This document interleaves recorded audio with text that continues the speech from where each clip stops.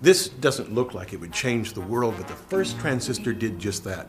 This replica is a bit larger than the original, but otherwise a pretty faithful representation. In 1947, Walter Brattain at Bell Labs fashioned it out of a plastic stand, a chunk of germanium, and a plastic triangle. On each side of the plastic triangle there's gold foil.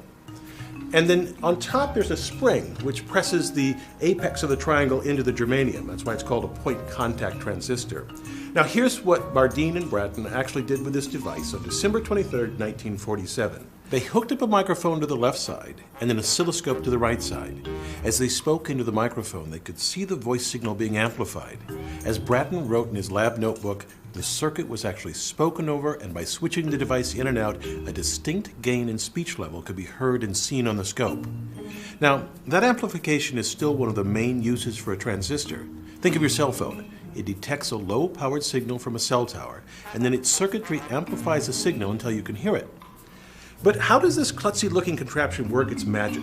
The key lies in this chunk of semiconducting germanium. Recall, there are three ways we can classify material in terms of their ability to conduct electricity. Conductors like metals that readily transport electricity with negative charge carriers, insulators which refuse to allow current to flow, and a third class which makes possible the transistor, semiconductors. As the name implies, they conduct better than insulators, but not as well as conductors. But more importantly, unlike metals, semiconductors have two different ways to conduct electricity, effectively negative and positive charge carriers. That property lies at the heart of a transistor. It allows an engineer to make a highly reliable device that allows current to flow in only one direction. We can do this by making a sandwich of the two types of semiconductors. Here, the negative charge carrier one on the left and the positive one on the right. This semiconductor sandwich allows electricity to flow. Reverse the battery, and the current grinds to a halt.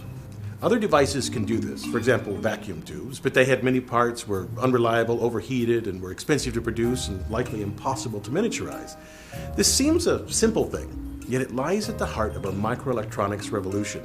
And it's the key to the Brattain and باردين transistor, in fact to every transistor. It's best to first think of their device as two separate one-way current valves. At the center of each is that piece of germanium, which makes electrical contact with a piece of copper at its base. And at the top, a spring presses a thin piece of gold foil into the germanium. Right where the gold touches, there's a thin layer of the positive charge carrier semiconductor. Below that, the rest of the germanium is of the negative carrier type. Now, even though that top layer is very thin, I've exaggerated it here to make the operation of the transistor clear. On the left, we attach a small battery with its positive terminal connected to the top layer. This allows current to flow. On the right, we use a larger battery, but with its ends reversed. This creates a device where current doesn't flow. The magic happens when we put the two in contact. The current flows on the left, but because the distance between these gold contacts is less than 0.02 of an inch, the positive charge carriers in the thin layer are injected into or stolen by the right side. So now current flows there. The current on the right is controlled by that on the left. It seems that we've gone to great lengths to just make a tiny current flow. I mean, the current on the right isn't much bigger than on the left. But if we look carefully, we can see why this revolutionized the world. We've created a signal amplifier. The key element is the battery. Recall that power is current times voltage.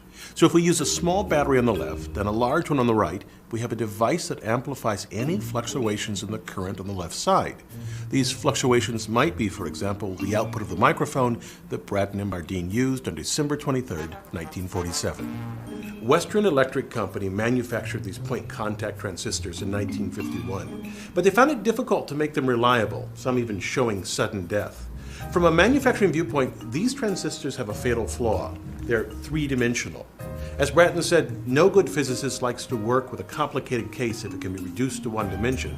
Within a year, Western Electric, Raytheon, RCA, and General Electric offered the junction transistor, a superb one-dimensional device. I'm Bill Hammack, the Engineer Guy.